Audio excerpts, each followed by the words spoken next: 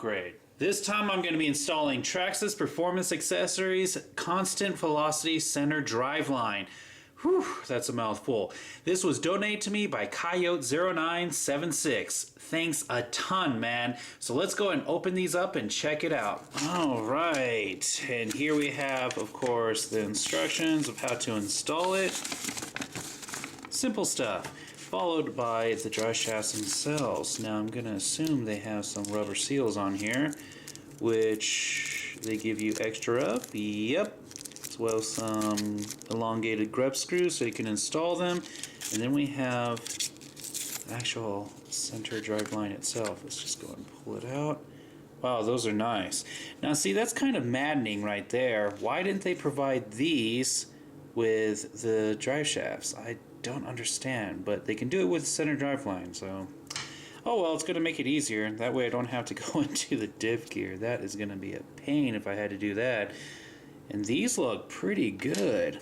Gonna have to be careful because these will rust if they get wet. They are not stainless steel. And then on top of that, since I live in a desert, I'm gonna have to be careful because these rubber seals will dry, crack, and then fall off.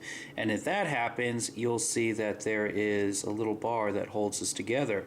That rubber seal is holding that bar in, so without it, it's not gonna work very well. Some point in the future I would like to go and switch that out with some shrink tube, but for now I'm just going to go ahead and install it as is. So the first step to installing this is I have to remove the front, middle, and rear skid plate. So the front skid plate's held in with 5 screws, the middle one's held in with 8 screws, and the rear is held in with 4 screws. With all those screws out of the way, I can pull off the front skid plate, the middle, and finally the rear. I have access to the back part of the center drive line, but the front's a little bit more complicated because the steering bell cranks are in the way, so I'm going to have to take those off. So in order for me to do that, I'm going to have to start by removing the top part of the turnbuckle from the bell cranks. In order to reach those screws, I'm going to have to turn it to the side. That way it will give me access to undo this screw. Once that's been disconnected, I'm going to go ahead and rotate it the other way, and that should give me access to the other screw. After that's taken care of, I need to go ahead and detach this arm by undoing this screw. Once you take care of that arm, rotate the steering bell cranks backwards and then you can pull them right on off. Now we have access to all 4 of the grub screws that hold on the center drive lines. Next step is I need to take those out. And if you can't reach them, just go ahead and rotate the drive line until you can see it. Once you pull out all the grub screws, then you're ready to go ahead and pull off the center drive line. Now all I have to do to take them off is literally slide them off. Once you do so, the center transmission is going to fall out. Don't worry about that, you can easily slide that back in. So let's go ahead and remove the old center drive line, front and back.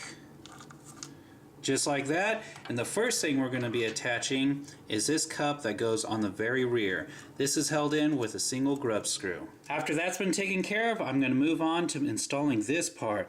This slides into the front and is once again held in with a single grub screw. After that, I'm going to go ahead and move to the transmission and install this cup on the front. Once that's taken care of, I'm going to go ahead and get the transmission and slide it right back into place, making sure that the front drive line slides right into that cup.